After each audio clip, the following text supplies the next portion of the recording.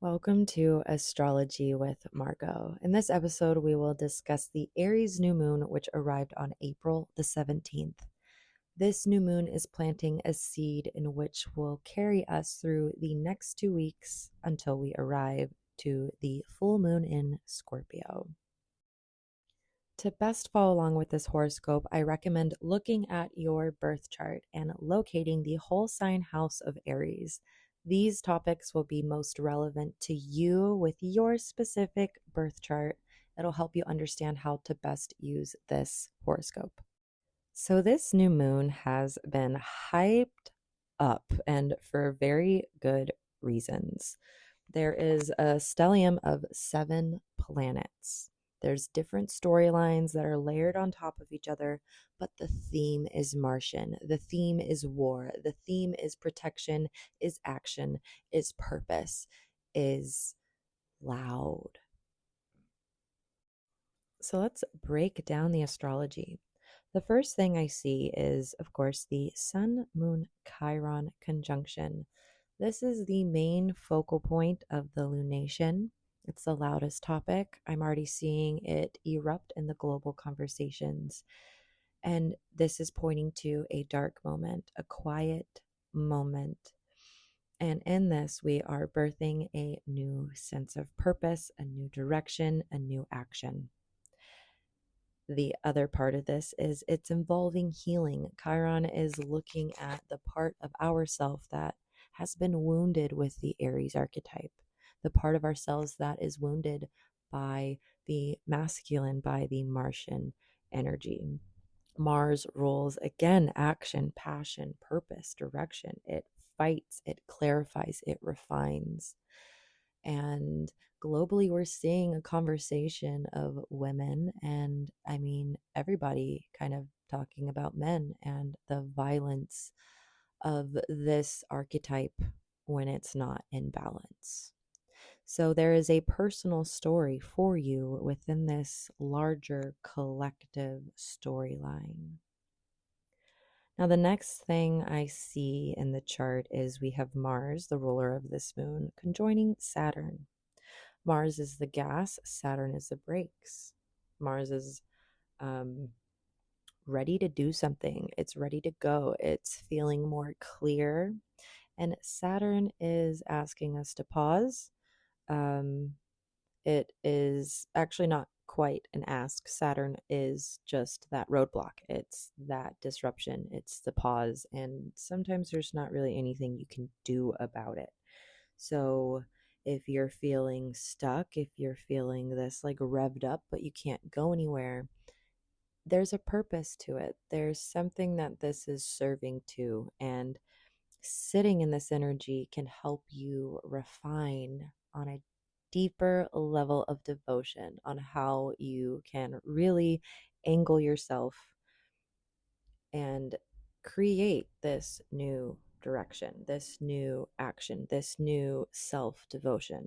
Mars conjoining Saturn and Aries is setting a new 2-year cycle. Mars takes 2 years to go around the zodiac. We get maybe one more of these. This might in the cycle while Saturn is in Aries, but this is a defining moment. It's a refining moment. It's both. Lean in, slow down, and keep clarifying. Now, the next thing we have in Aries is Mercury, the god of communication, and Neptune, the god of idealism and delusion and dissolving boundaries, conjoin in Aries.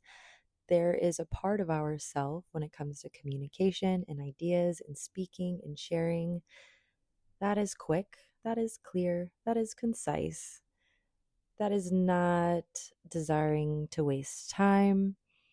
But as it's conjoined Neptune with the beginning of this new moon energy, I invite you to lean into hope, lean into like that whimsical energy of Neptune, but don't hold on to anything.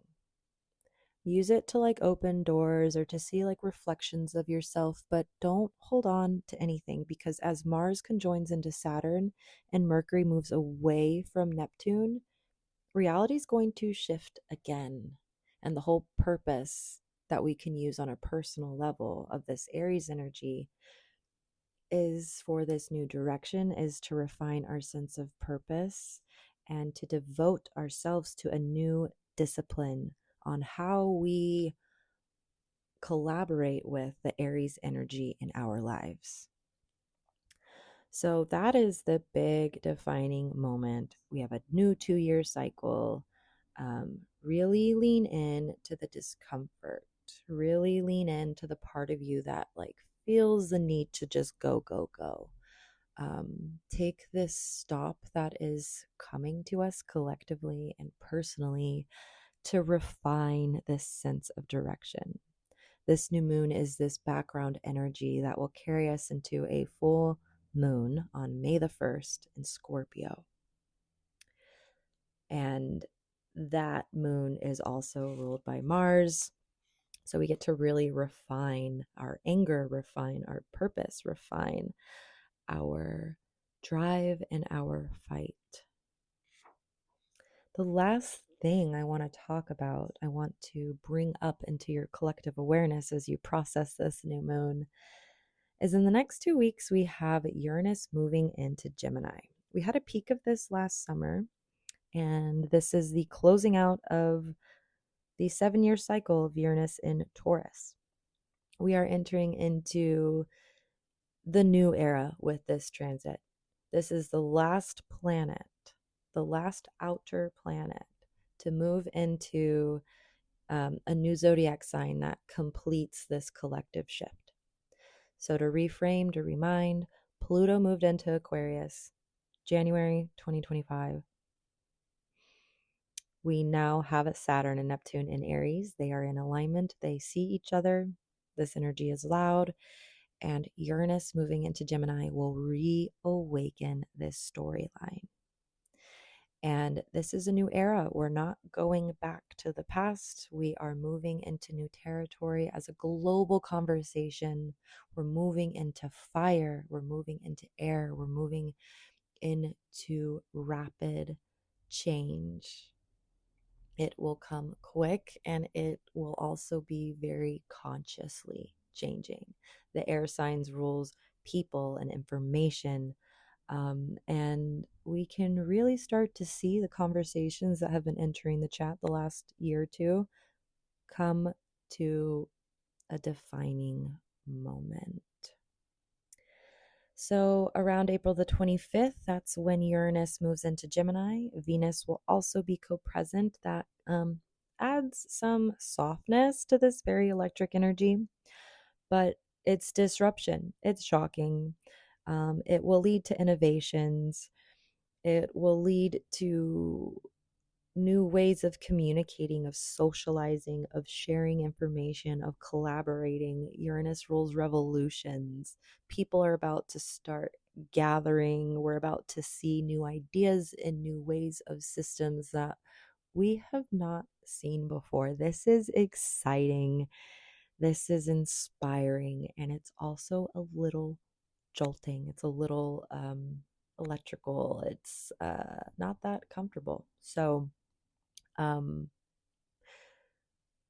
as we move into this fire air season, the sun on April the 20th will move into Taurus, and it gives this background of stability as a lot of this change takes place and ignites. So after April the 20th, really lean into the Taurus part of your chart, lean into Venusian things. Think about the body, think about rest, think about pleasure, think about slowness, and that can really serve us as we continue to ride this Aries wave into an era of new change. Thank you so much for being here. Drop any comments below on how this new moon is showing up for you, and I will see you in 2 weeks with that Scorpio full moon. Thank you so much for being here.